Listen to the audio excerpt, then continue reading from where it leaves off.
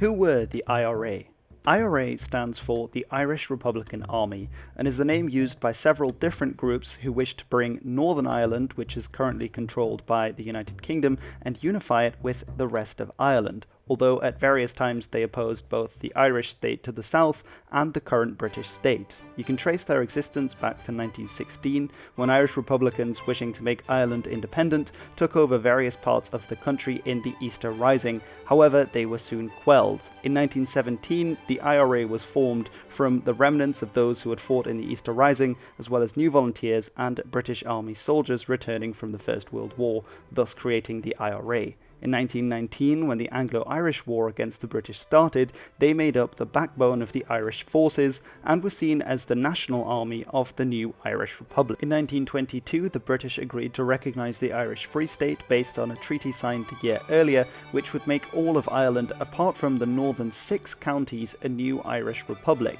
However, the IRA was split on whether to agree to this deal or not, falling into the pro-treaty camp that did and became the new Irish government, and the anti-treaty camp that continued to fight against it, which would spark the Irish Civil War, in which the pro- and anti-treaty IRA fought against one another, both continuing to use the term IRA. In 1923, this war came to an end when the pro-treaty, also aided by the British, was successful in defeating the anti-treaty IRA, which then went underground. Following the Civil War, the IRA became increasingly politically left-wing, looking towards the new Soviet power in the East as a possible way of finding arms and fighting back against both the Irish government that it recognised as illegitimate and against Northern Ireland, which remained in the United Kingdom. The IRA came to prominence again during the Troubles in the 1960s in Northern Ireland, when a Catholic civil rights movement was cracked down upon by the Protestants and by the British as well, and this led to sectarian violence between the communities and the eventual sending of troops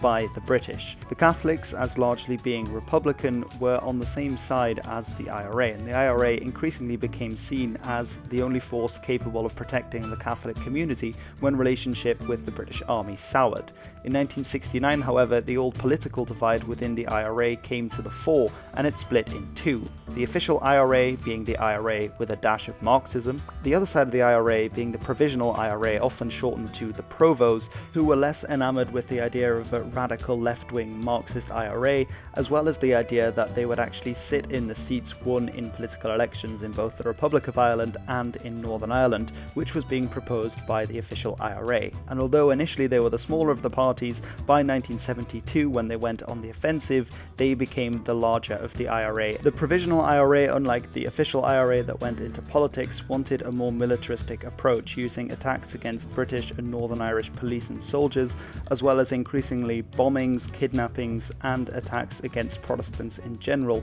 within Northern Ireland and later across the Irish Sea in Britain as well. They were receiving their funding from the Irish diaspora in places like the United States, as well as arms from Libya, which was sending them during the reign of Gaddafi. In 1986, there was a split in the Provisional IRA, and a new group called the Continuity IRA was formed. This was because of a recent convention which had said that the long-held position of abstentionism, in which political electors that had won a seat in the Irish Dáil Parliament would not take them, would now indeed be able to take their seats if they were called upon, thus making the Provisional IRA a more political rather than just militant party. And it's the case that in 1994, when a ceasefire deal was reached by the Provisional IRA, the Continuity IRA broke away and in fact did not observe this ceasefire in the first place. This ceasefire came about as the British promised that they would hold to a referendum in both the Republic of Ireland and Northern Ireland on self-determination, but only on the condition that the IRA call a ceasefire, which they did.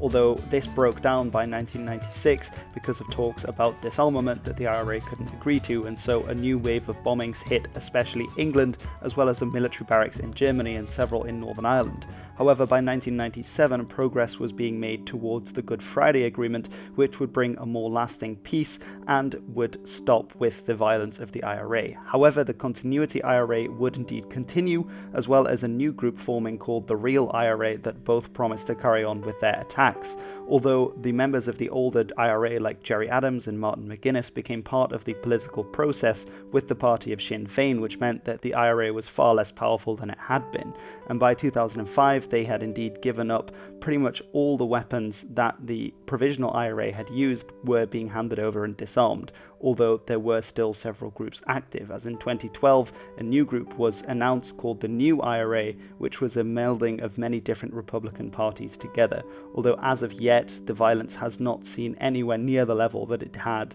from the 90s and earlier, which is a very good thing for the people of Northern Ireland today.